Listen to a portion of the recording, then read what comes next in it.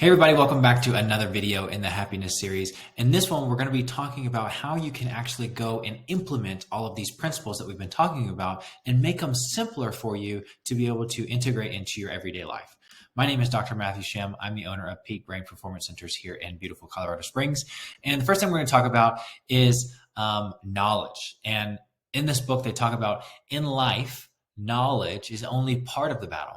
Without action, knowledge is meaningless. And to quote Aristotle, he said that to be excellent, we cannot simply think or feel excellent. We must act excellently.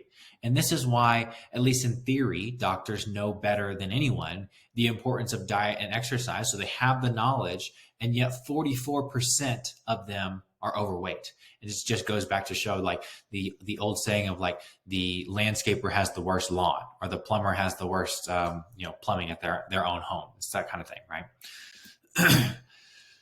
In regards to habits, we are mere bundles of habits that we were able to automatically perform many of our daily tasks. From brushing our teeth first thing in the morning to setting up an alarm before we go to bed the prior night. So how do we turn all of these happiness principles into habits?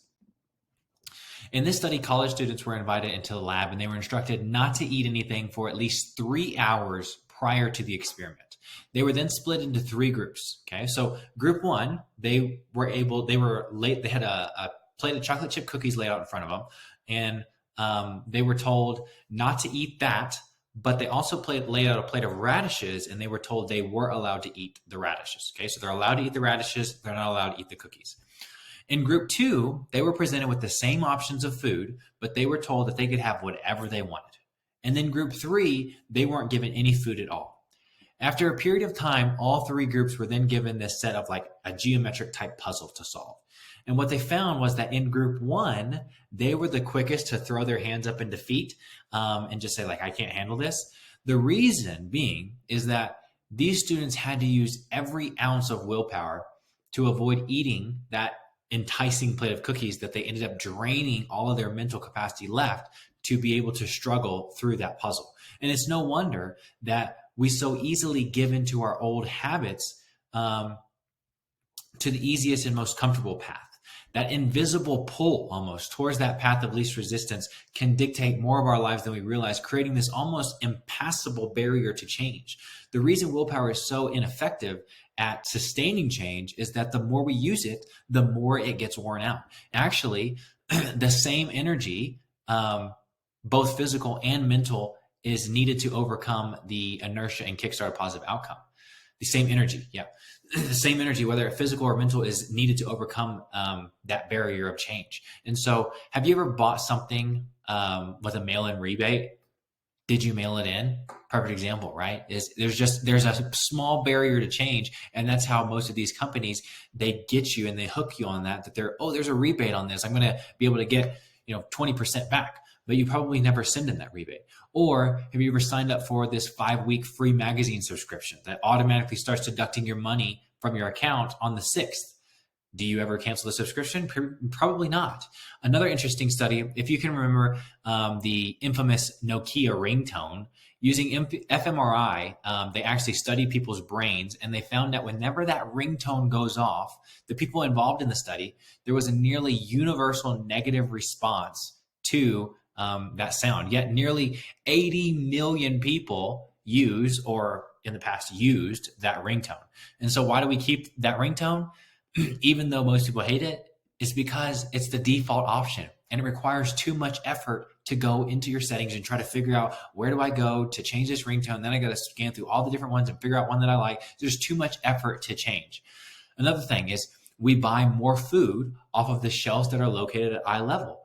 Every retailer knows this, and so they exploit it by putting the most expensive products right there at eye level. Some countries actually have even implemented an opt-out program for organ donation because polls show that most people are willing to be organ donors, because what do you need them for? But they're deterred by the long process of filling out the right forms.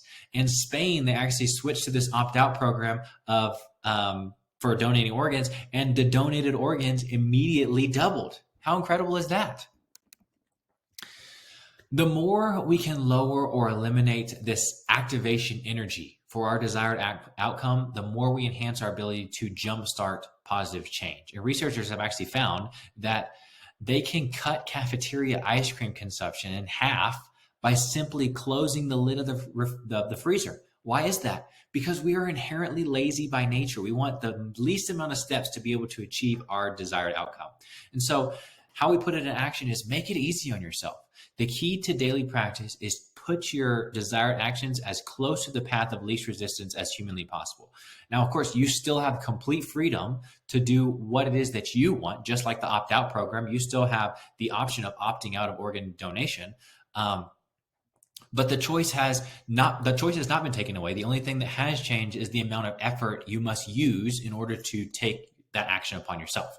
Your default option has now been set from productivity been set to productivity instead of distraction.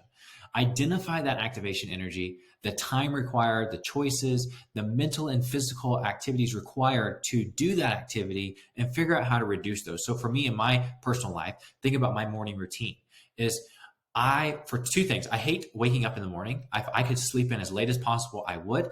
And so one thing that I have done to make that easier on myself is I pick out what outfit I'm going to wear the day before, just so I have a couple extra minutes that I get to lay in bed before I have to get up.